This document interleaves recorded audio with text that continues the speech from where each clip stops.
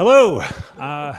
Welcome to the November monthly meeting for RunJumpDev. We are starting a little bit late tonight. We had some trouble getting Google Hangouts to cooperate, bringing our guest in. Our guest this month is Stef Keegan. She is from Pixel Rift. She's creating is it a game or a studio? Pixel Rift? It's both. A bit of both. She's creating a virtual reality game called Pixel Rift. It's amazing. If you haven't checked it out, please go find your nearest video or website because it's fantastic. And she'd like to talk to us this month about VR. So she's over in London right now. It's very late, and we'd like to thank her so much for joining us. And with that, I think we'll turn it over. Stef. Hello. Hi. So yes, thank you for the good introduction. My name's Stef, and I've been working for the last year and a bit on Pixel Rift with my co-founder Anna Huberu, who created the game as a student project back in the beginning of 2014. And I just wanted to quickly do a quick overview of the background of how we got to where we are today, so for anyone who doesn't know, and then maybe talk a bit about VR and the challenges we faced, and then field some questions. I'll also show you a little bit of what we've been working on. At the moment, I'll do some screen sharing because hopefully that will work. So my background is that I haven't been doing this for all that long. In fact, I bet everyone who's watching this has been doing this longer than me. So I feel a bit like a phony at times, but I come from a history of filmmaking, and I used to produce short films for TV and found that fun, but not just, I knew it wasn't what I wanted to do with my life. So I went to study visual effects, where I learned 3D modeling and animation and all that stuff. And that's where I met Anna, who was currently coming up with the idea of Pixel Rift. And together we've been working on it full time for a year now. And we decided to go pro about a year ago. I would say roughly a year ago today, because Pixel Rift had been a student idea, and it was an experimentation with DK1 back when DK1 was the only thing you could play with. And we decided to, well, Anna decided to make a game about being a gamer. And she's very ballsy and doesn't really pull any punches, and put it up online before it was ready for anyone to be seen it. And I think all of us would probably not do that out of fear of being judged, but Anna just doesn't hold back. She has no fear. So she put an early demo on the Oculus Share, and from that it just got a lot of press and a lot of sorry, I've got an intruder. A lot of press and coverage, and from that we suddenly started to have meetings with investors and with all sorts of people who wanted to talk to us about money and business plans and all the kind of stuff that as students working on a project, a passion project, we weren't ready for. So about a year ago, we sat down and decided we probably have to start taking this seriously. So what we did is we started from scratch. The game, everything we had done up until that point, and the demo that had been on the Oculus Share was scrapped. We started to treat it like an actual game project, and broke it down into 5 episodes, and are now currently working on Pixel Rift 1989. I want to show you a bit of that. So this is, let's share my screen. Let's see how this goes. Can you see this? Yes. Cool. So this is the classroom scene where you find yourself at the beginning of the game. It's 1989, and you play as Nicola. This is your body. And this is the game within a game. And using the keyboard controls and one hand, I'll try and get you through. So while you're playing the game, what happens is you trigger the teacher to arrive. Now, I do know that currently someone is working on this build, changing checkpoints, so there is a chance that the teacher might not actually arrive at all. Yeah, I think someone's working on checkpoints at the moment. We're putting in a new saving checkpoint system. So what will happen is the teacher arrives in this scene, and you have to play without being caught. Meanwhile, there are children who will tell this girl here, she's the jerk, she'll tell on you. and these kids all want to have a go. You can shoot them with a spitball, but if you do get caught, we have other levels, and I'm just going to skip ahead to the next level. So the idea is you go to recess, and all of it is about being a gamer in the 80s and that essence of 80s kind of retro nostalgia feeling and being a kid. As you'll notice, it's very English in design, because we've got the kind of the John Cleese type character. So this scene is about trying to get out of the headmaster's office, and you aren't able to take your Game Boy. By the way, the animations haven't been done yet. That's going in last. This is all sort of holding place animations. You're seeing a rough build of it at the moment. And then we have a calculator here that you can do an Indiana Jones style swap. I just find the sweet spot, because without Oculus it's kind of complicated. And then what happens then is you trigger Tetris in your window, but you can play it the traditional way, or you can just slowly fill his window with blocks. And also, I'll quickly show you, let's go back to here.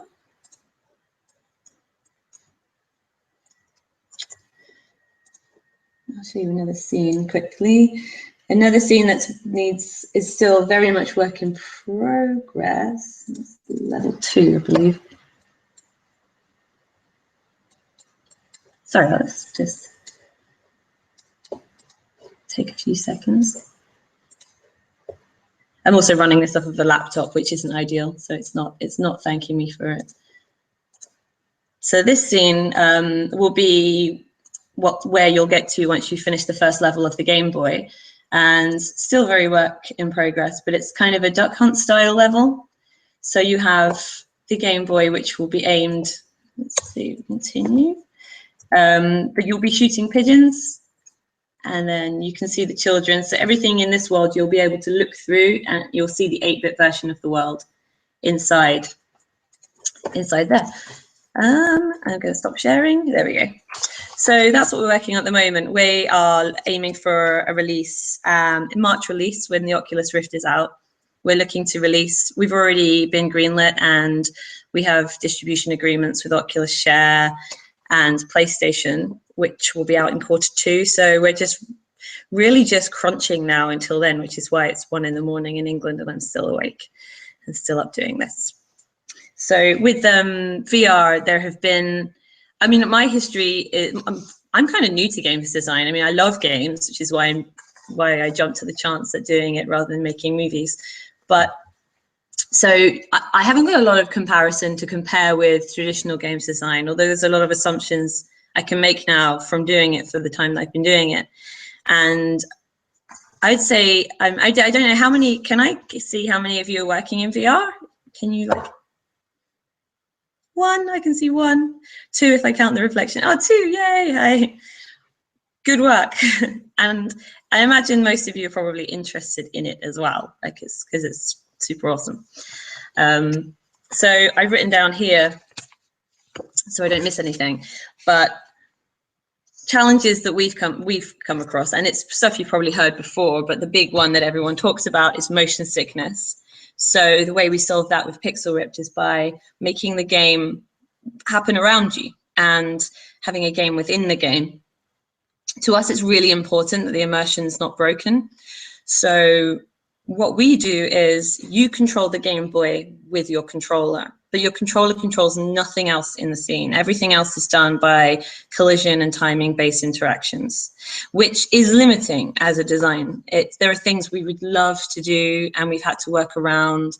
There are times when we want to we've been very tempted to use another button on the controller to target something in the room, but we've had to hold back because it's really important for us that only the controller controls the Game Boy or Game Girl. So that's been limiting. However, we've recently had a play on the Oculus Touch, which is so awesome. It's going to really, for us, it's going to bring our game to another level, but that's not going to be out till mid next year. So we're just going to carry on as we are, as if we weren't developing for the touch. And then when the opportunity arises to develop for it, we will jump at it. Other issues we've noticed are things like developers who seem to want to make their audience feel sick on purpose. And as a result of that, we do a lot of events. We speak to a lot of people.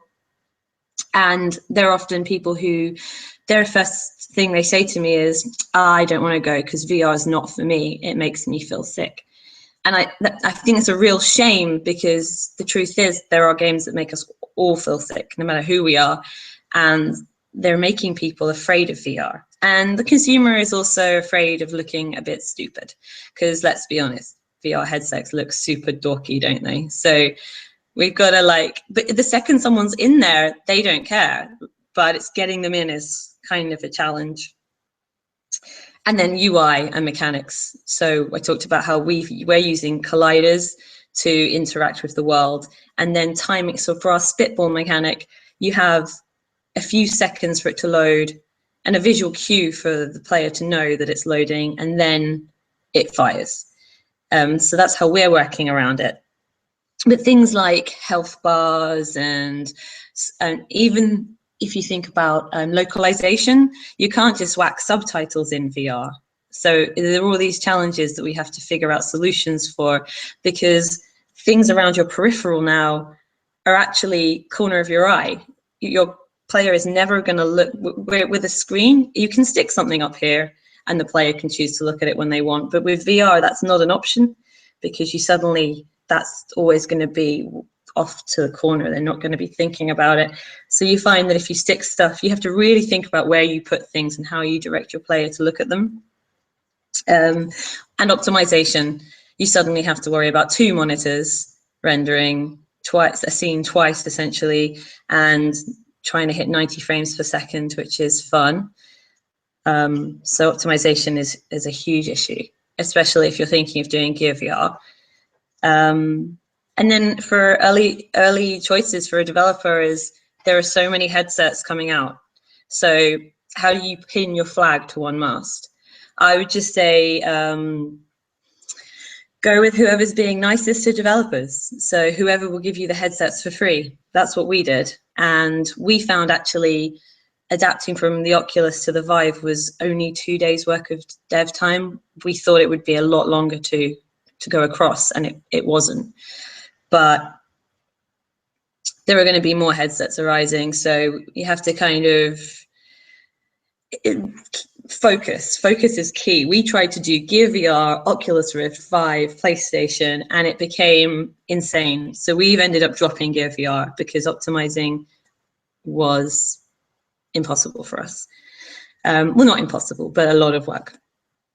But that's not all, I feel like I've just said a whole lot of bad things, but the best things about VR is that it's new and exciting. So everywhere you go, if you have a VR game at an event, you're going to have a queue, no matter what your game is. Especially, people flock to VR. They're super excited about it. Your audience is they want it so badly, and they've been hearing about it for long enough now that they're like, where is it? They're like angry children. They just want it. It's generating a lot of press as well. So we're a couple of students out of England who didn't know what we were doing, and we were getting rock, paper, shotgun writing about us.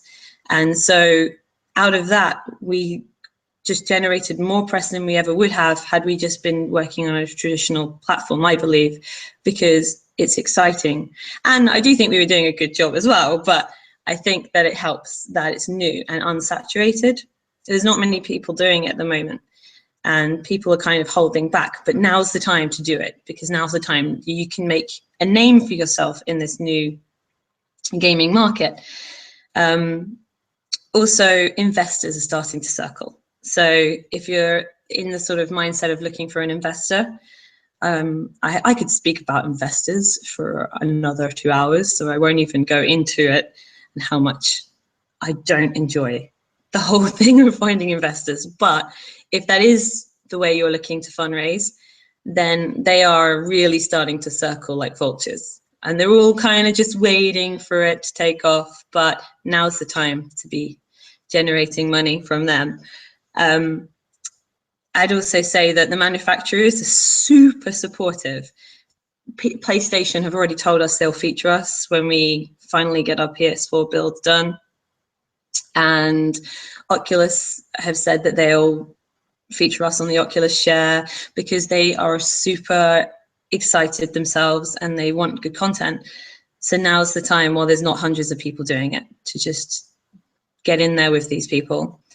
And most of all, the VR community is super tight. I don't know if you guys are on like the our Oculus VR group on Reddit, but every time I go on there, the encouragement and feedback from the community is amazing. And going to Oculus Connect, I suddenly got to meet all these people in person, the people from VR Chat and people who I've known as their avatar names. It's just a really tight community. And I said these are the definite benefits of working in VR for sure.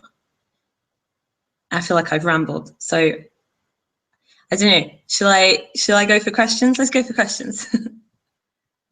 Sure. So we'll be taking questions on Twitter. If you'd like to tweet the RunJumpDev account, if you happen to be watching live, we've also got people in the room. To start off, do we have somebody who would like to ask a question?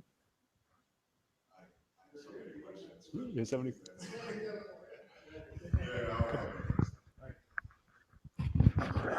Good morning, Steph. Hello, good morning. Quick mention, I work with Richie and Shay. Yay. Yeah, so I work. We love Richie and Shay. They're awesome people, definitely. I know Shay just got back to Lexington, I think, yesterday, but Richie's still in China, I think. So we're all scattered out right now. So my question is, I mean, you've gotten to touch like Richie told me that y'all had Vives out there. You guys had Gear VRs, and you also had DK2s. But the more, well, it's called PlayStation VR now. How is working on that? Can you talk about it? Like, what exactly, how it feels? How does it compare to the Oculus Rift, possibly, and everything? Because I think you said you were developing your Pixel Rift for it as well, correct? Yeah, well, actually, we're just waiting for it to arrive. So I'll have time set aside for after the Oculus to work on it, but we're just now waiting for it to be delivered. Okay, awesome. Sorry. No, that's fine. It's fine. I'm really getting excited because myself, we were worked on in the Oculus Game Jam and everything, so I got a Gear VR and everything. That's the only headset I have. So for me, I was just trying to figure out like what are these other headsets that are coming out and how they actually feel. I mean, can you talk about the Vive? How that feels? Is it a heavy headset? Is it can you feel the power behind the hardware and everything?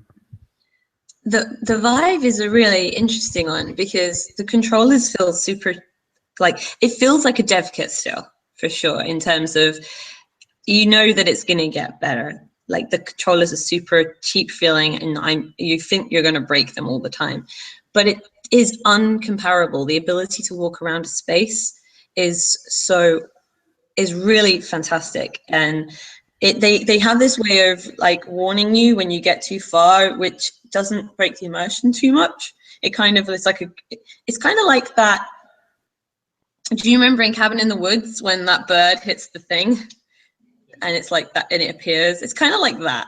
It kind of appears like a net appears as you get too far to the edge, and you're like, okay, I'll come back. It's a really nice way of handling this small space you can be in, and having the controls to pick things up. They're kind of cool.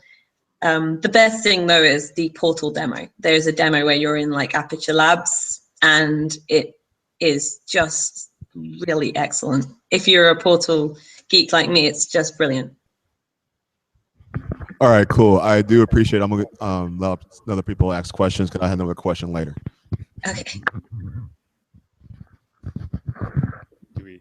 Nothing yet? Okay. Do we have someone else who'd like to?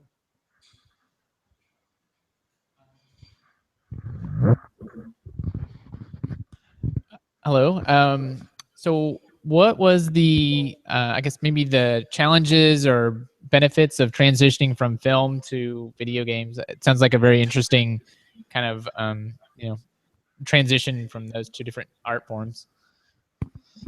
I think I guess I made it sound like quite a big jump. For me, I decided to go into post-production, and then that led me down visual effects for a while, into Maya, and then into 3D modeling. It kind of was a long pathway to games, but there is a lot of transferable skills in time management, problem solving, and that kind of things, and working with big teams and working remotely and all that kind of stuff it's been really good. Also, just in terms of, I think, stuff I take for granted because we're only a 2-person team, things that I can do that maybe other developers struggle with is writing a script and format it properly, and giving feedback on a written script, and scheduling time and all that kind of thing, which to me has just been something I've done since forever, but I imagine is something that other people struggle with. So I'm fighting this cat. This, I feel like I should do an introduction now so you don't think I'm some kind of mad cat lady. But this, I found this under a car last week, and I'm kind of stuck with it now. And I don't know what to do with it. But I'm sorry, she keeps coming back. I'm not a mad cat lady. Go away. I've got a question, actually. I'm Tim, by the way. I don't think I introduced you. I've spoken to you on email. Yes, hi. But how much of the work are you doing in team? And are there things that you're outsourcing? And then if you are outsourcing things, like how much of that is VR specific, or like how much of that needs VR specific guidance when you're contracting, if you're contracting? Oh, that's a good question. I think mostly we split our time up between Anna is the lead designer and programmer, and I do all the artwork and producing, but we do as much as we can. Like, I'm trying to do the motion capture and clean up and all that kind of stuff, but we outsource writing. We have a comedian who does a bit of writing for us. We have another couple of programmers who help with things like UI and problem and bug fixing and all sorts of little things, because there's a lot to do for one person otherwise. We also have, I'm just trying to rack my brains now off the top of my head. Oh, and the 8-bit art is done by a lovely guy called William, he does all the 8-bit stuff. But VR specific, we at first thought that we wouldn't need anyone VR specific. It's not that difficult to make the transition to games. However, we recently discovered how much 3D sound in VR was, how important it was. And we had been working with people in sound who came from a more traditional background. But we started to realize that having 3D sound was really important. So we needed someone who could step into Unity and do that stuff. And that was a hard call to make because we had a really lovely team, but we needed someone new to come in and do that. Cool, thanks. Do we have any? Yeah, go for it. Hello again, Steph. This is Leonard. Oh, so you're Leonard. Yes. I haven't heard your name. Yes. Sorry. Hi. That's right. Richie says nice things about you. Oh, okay. Oh, good. Oh, that's good. Sorry. What was I going to say? Okay, so you were talking about, it's kind of interesting that you mentioned that people are worried about VR making them sick. I guess I have there's a two-part question. The first part is, do you think that there are people who are seeing folks get sick from VR and they're thinking that, oh, hey, I'm not going to try it, I'm not going to do it? Do you think that them seeing the examples, seeing folks actually get sick and whatnot possibly is the reason why they're not doing it even before they do it? It's kind of the thinking of, oh, I'm just not going to. Yeah. They don't really. They're afraid of it. people are afraid of VR and everything, and so the second part of the question is, what is the challenges for people to get over this fear of VR and not to feel like they're going to get sick? Do you think that's possible? And is that the only, is the only challenge we have to worry about as VR developers? I think it's not. It's almost like a battle we can't fight, because people, I think, they'll be lured in by the excitement of VR. I think the bigger problem is not the ones seeing other people get sick. It's the ones who have never tried it before, and they put a headset on, like they put the Gear VR on for the first time, and they say, "Oh, Temple Run, I've heard of that. I'll play that first." And then Temple Run like made me sick in seconds. It was such an intensive experience, and because it's a well-known IP, I feel like the audience is likely to play it first. And then I meet people at events who are like, "No, I'm not playing this. No way. It made another game made me sick. I'm not playing this." And I feel like I need to kind of Clockwork Orange them into the chair and push the headset on their head. And most of the time, if I can lure them in afterwards, I've never had anyone complain of motion sickness in our game. And most of the time they were like, "Oh yeah, that didn't make me sick. Awesome." But it's almost like a battle we have to fight. So we have a responsibility as developers to not make people sick and to do what we can to try and combat that. Very true. Very true. Yeah, I guess that's just one of the things, because I'm trying to, I have a headset, so I'm trying to create VR content, but the thing is that I just have that fear of it being such a new technology, new experiences for everybody, and just how to make it how to make it a what's the word? How to make the experience enjoyable for the player and everything, and the challenge of that. And I think that it's so you believe that there's going to be a challenge in the future, and I'm just wondering, just like, do you think we'll be successful in getting over that challenge? You mean the challenge of motion sickness, or yeah. Do you think that VR will? Yeah, I'm sorry. It's just a thought about just. I think I know what you mean. You mean like the challenge, the perception that people have getting over that kind of. So I think so. I think that it's gonna. I imagine. I think what most people think is going to happen is there is going to be a big early adopter uptake, the standard procedure, and then it's going to kind of peter out a bit, and then slowly you're going to see it become more and more prevalent. And all of us, we think of it in terms of gaming, right? Because we're gamers and we love games. But VR is going to be so much bigger than that. It's going to be a filmmaking thing. You've got Netflix coming on it. People and VR chat and Facebook. It's going to be huge. And I think that is going to get people more into VR than we will. We've got a wonderful audience who already trusts and loves us. So we just have to worry about them. And then the rest of the world will catch up. Cool. Thank you very much, Steph. Appreciate it. Cool. Do you have any? Sure. Hey, Steph, I'm Matt. Hey. Okay, so kind of along some of the same lines, but yeah, with motion sickness, you were mentioning how like you made sure that the controller only affected the handheld console and things like that instead of like the movement or anything. But are there other techniques they use to try to curb motion sickness or things like that? Well, in our game, we just said it's stationary. And when you go to different environments, they are triggered with a kind of like a cutscene. So we just completely removed all motion sickness that way. And also keeping the frame rate high, because lagging is one of the main causes of motion sickness.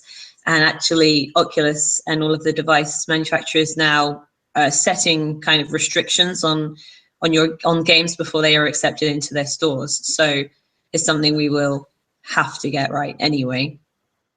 But people are using some really good techniques, and this is what's most exciting about right now, because we're all setting the rules of how to do it. We're all playing around, and you'll see people come up with techniques that will be the first time anyone did it, but in 5 years' time, it will just be what everyone does. So that's kind of exciting. And I've seen some people using smoother movements, slower, smoother movements, which do do help a lot. I've seen some people just using the like the Daydream Blue guys using trigger points where you can teleport to a new location. That works really nicely. So stuff like that will, I think, for the time being, until we can get somewhere that we can actually throw people around. Call of Duty is going to be a long way off for sure. Are there any big mistakes that you see often people making that like hurt that? Roller coasters. Lots of roller coasters. They are a lot of fun though, so there is that. I think like there is a market for endurance stuff, because people do like to see how long they can last in these things. So there's definitely a market there for that. My mum will not be playing roller coasters, that's for sure. But just throwing people around a lot. You can't control the camera. I think a lot of people, especially games designers that come from a cinematography background, really struggle with the idea that they can't control the camera. So grabbing the characters, it's like you're grabbing your player's head and then like pushing their head in a certain direction. It's really horrible. So that kind of stuff. Yeah, and just yeah, just, I mean, I think what some people forget is we're strapping a monitor to someone's face. So maybe sometimes throwing so much stuff at them is not that nice. So you have to kind of ease your players into things. It's something that we did wrong in the beginning, was throw everything at you. So like there are kids, there's a spitball, there's a teacher, there's someone shouting at you from behind, there's footballers running through the classroom, and it all happened at once. Whereas now we ease it in. We almost want to let the player sit down and be like, because to be honest, if you start your gameplay when the gamer starts the game, you're not going to have them paying any attention, because every single person you put a headset on just wants to look around for the first 10 minutes, and they'll just be like, wow, oh, wow. So if you've got important dialogue happening, they're not going to listen to any of it. You almost want to trigger that dialogue at a certain point once they're ready. So that's kind of important. Thanks. Okay. Actually, I have a question. I was curious what your favorite experience so far in VR has been, like other than Pixel Rift, other things that you've tried. What was your favorite, and what was special about it, or what was different that you thought was great? I guess I have to say Daydream Blue. It's really, yay. It's but genuinely love Daydream Blue. I think it's just got so much heart, and it's the only time I've sat in a headset and I've not wanted to leave. It's just peaceful and calming and fun, and it's not kind of obnoxious or bullying. It doesn't expect anything of you. It's a really nice game. I also really loved I Expect You to Die. Have you ever played that? It's kind of like a James Bondy style trapped in a room scenario where you're in a car and there's a bomb you have to defuse, but it's all very it kind of reminds me of jazz punk kind of humor, because it's like all that old spy comedy. It's just such a fun experience, and you just die loads of different ways. It's kind of funny, and they thought about it a lot, to the point that when you play it with the Oculus touch controls, if you can even shoot yourself in the head, and then that's another fail. There's loads of stuff you can do. It's really funny. Also, there's a company called Servios down in Culver City, and I say down in and across, I guess, in Culver City, and they are developing their own hardware and their own games. So I just did like the zombie demo, which you may have seen online. I think it had some good coverage at one of the big events, like E3 or something. And it was just a standard survive zombie waves thing. And it's a demo that they just created to show off their hardware, and they said they're not even going to release. But being in a game, you kind of wear the headset has all of the, it's wireless basically, so you're wearing the technology, and having two guns where I could shoot in front of me and to the side, it just felt really badass, and It was just the most fun I've had. And I swore a lot in that meeting, actually.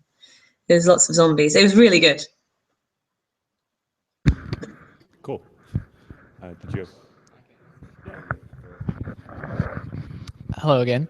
So I was wondering what the decision was, or the thoughts behind the episodic idea, or splitting it up into different time periods. Did you have just lots of ideas and then you wanted to split it up, or do you just envision, several episodes and then maybe connecting, or that kind of thing? That's a good question. In the early days, the demo started out as a kind of it was going to be a 5-level game, and the demo was just showing you level 3, and then we had as very inexperienced people at the time were like, yeah, we're going to make 5 levels, just the 2 of us, where each level is a completely different environment with different characters and a different mechanics, a different console, which meant the game within a game was completely different. And essentially we were making 10 games. So we're like 2 inexperienced developers deciding to make 10 games at once, which was just crazy. So we started working on level 1, which is 1979. And we were working our way through it when we suddenly realized, if we only release 1979, everyone who's excited about the school is going to be really annoyed that they didn't get the school level. So we made the tough decision to go episodic. We thought we could maybe stagger the release, but it suddenly made sense for us to go, we say episodic, but really just staggering the release of them so that we could actually finish them. The other thing was that, you're right, we just started having more and more ideas for each time period. We didn't want to spend such a little piece of time in 1989 and the school. We wanted to go to the headmaster's office and the canteen, and we wanted to show recess. So it became important. We just suddenly realized either we chop everything or we break it up and make it more of a condensed thing. And that just made a lot of sense to us. Thanks. Do we have someone? Yeah. Hi, Kevin Overall. Hello. My question was kind of unexpected adaptation that you all have had to make to your work to make things work for VR. I'd heard from another source that I thought was very interesting, the way that you no longer have the corner of the screen to put UI elements in. Is there any other tidbits like that have come up? Yeah, one thing that Anna noticed in the early days, before I was even on the team, she noticed that at events, or when she was demoing at the school that we were at, and that's the thing about Anna, is she is super great at playtesting. That's the thing I would say, is like playtest like crazy, because Anna will, and she's very good at dropping stuff when it doesn't work, which she discovers through playtesting, and that's how we got as far as we did, because we just playtest constantly with everyone. If I saw someone in the elevator, I'd be like, put this on. But she did a lot of playtesting, and she found that people weren't seeing the spitball on the desk. So she would start tapping people on the shoulder and going, hey, look at the desk, there's a spitball there. And she realized that was happening a lot. So she put in a character that says that, like, hey, look at the desk, there's a spitball, who taps you on the shoulder. But even then, we've noticed that people still ignore that kid. They're like, yeah, whatever, I'm playing a game here. And they just ignore that kid. So we've now had to make it the kid in front of you. So things like trying to get a player to look where you want them to look is like, it's almost like dangling a piece of string in front of them and going, over here, look over here. So that's kind of stuff that we've noticed. So using lighting and sound just to try and lure the player in the right direction is kind of hard. Thanks. Cool. Do we have someone else? Yeah. Hi there. So I was wondering if there's any other kind of upcoming technologies that go with VR that you're particularly excited about. Like, I know I've seen a kind of stationary treadmill type thing that has the slope floor, or talked about the Vive and the whole room environment thing. Are there anything in particular you've seen that maybe you wish you could work with, but because you're already working on this and kind of pressed for time and on a bit of a deadline, you want to but can't or have had to cut it? I'm really excited about the Touch. The Oculus Touch is just, it raises the bar, and I wish everyone could try it. I don't know when they're going to make it like a big public demo, but that's just so much fun. I also like what Leap Motion are doing with the hand stuff. We won't be able to integrate it because we need to be able to hold a control, but that's pretty awesome. And I'm really, really excited about some of the VR video cameras coming out. I saw there's a Kickstarter that finished a little while ago called the Sphericam, which apparently records in 4K. I know it's not video game related, but I'm excited about that because apparently it does real-time stitching as well. It's kind of cool for the VR community. And what's the camera that the GoPro people have? I think I saw like the 360 3D cam. Do you know what I'm talking about? Oh yeah, the one where they stick like 6 GoPros together and on a pole. That works quite well, yeah. Right. I like all that. I'd love to play a bit more around with that stuff, but yeah, no time to do that. And also there was something else I sprang to mind. Oh, and haptic gloves. That's what we need. Haptic feedback. That's what I really want. Oh, and I saw these one guys who were developing sound waves to make it feel like haptic feedback. And that was really interesting. They were able to use sound waves to make it feel like you were holding a cube. And that's what they're working on. And that was kind of cool. I don't know how long or how far off that is, but that was really good. Cool, thanks.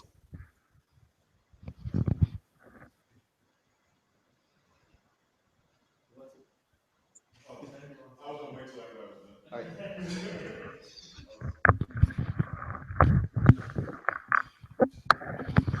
Hi, Stef, it's me again. Hello. Hello, madam. Okay, question. Where are you? So the question is that when you go to shows and everything, do you take a demo of your game? Do you actually have a demo that you actually show, or do you actually show the whole game? Because I think when people when they try out VR games and everything, if you have the whole game and whatnot, I don't know. When you go to shows, do you actually have a demo of Pixel Rift? That's a really great question, because demoing is an art form in itself. You desperately try and show everyone everything, but if you take the whole game, there's a good chance they won't get past the tutorial you've given them, or a good chance that they just won't see that bit of awesome that you need everyone to see for them to fall in love with the game. So we show a really short, condensed demo, and we keep making mistakes. The problem with demoing is it's an annoying piece of time that it takes to make a demo and make it right and cut out the stuff you need and set those right trigger points, and then you need to test it, and you never, and every time we've gone to a show, we've never really tested a demo that much. And when we're at a show, we're normally like, oh, we wish we'd made that longer, or we wish. So for us, we cut down, last show we did was Indiecade, and we cut down our demo a lot because we were noticing that investors wouldn't get to the boss fight. And it's kind of a big spoiler, but the boss fight's kind of a big point in our game where it shows what the game's about. So we cut down the gameplay really a load for the investors, and that demo was perfect for them, but not right for the Indiecade crowd, because everyone who played it there was whizzing through the level, getting to the boss fight and going, yeah, it was okay. It was pretty quick. So it's a real art form in itself, but definitely, depending on your game, I guess, but I would say definitely cut it down. And the other thing is, if you're showing people the whole thing for free, they won't buy it. They're just like, yeah, I already played that. Good point. Good point. I think it's just my thought was like, how do you, I mean, is demoing VR games different from doing just regular console games and everything? I guess that was my real main thought. Also, the problem with demoing VR is you can't set up like 6 computers. Well, you could, but most of us do not have 6 headsets.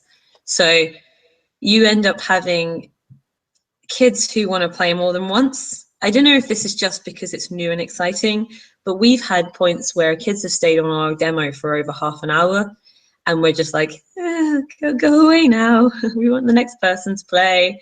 And we've had and it's great to have a queue, it's great, but having a queue because people are taking too long is not so great. Understood. Thank you, madam. Appreciate it.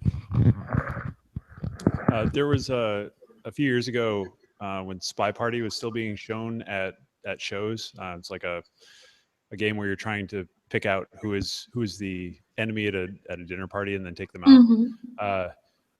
They used a strategy where they had kind of only two setups, where they had one that was infinite length, like you could stay as long as you wanted, and then the other one was a hard cycle time. It was like 5 or 10 minutes or something like that. Oh, that's a good idea. Yeah, it was, like for people who are really interested in getting into it, they could hang out and they would have a longer wait to get into that line.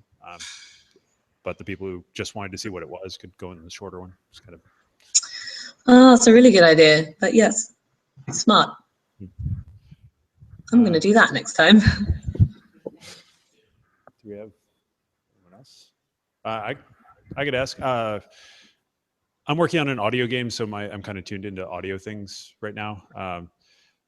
I'm curious. You said you brought someone in to do positional audio for VR, and I wonder, what have you learned about that process, or how is doing positional video in VR different from doing positional audio for something that's not in VR? If I'm honest, I haven't done a lot of positional audio myself in the past, but I just noticed the difference between a VR game that really thinks about audio and one that doesn't. The Oculus demos they released for the Crescent Bay had some incredible positional audio where you saw a couple of robots fighting over a rubber ducky. And the idea was that the rubber ducky was being fought all over the place. You'd hear the squeaking everywhere. And it was spectacular. And it made me feel like I was genuinely in that room. And then there was that moment when it clicked for me how important it was, because audio is one of those things that goes forgotten. Often it's thought about at the last minute. And so in VR, it's really going to raise the bar of your game if you have good audio. Thanks. No worries. Well, I think we've exhausted the questions in the room. So I'd like to thank you very much for coming and talking to us. Thanks for coming out tonight. Oh, thank you for having me.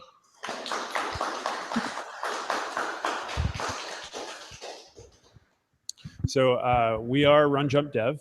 We do this thing once a month where we have a monthly meeting where we have someone, a wonderful guest who's working in the industry usually talk to us, either in person or online.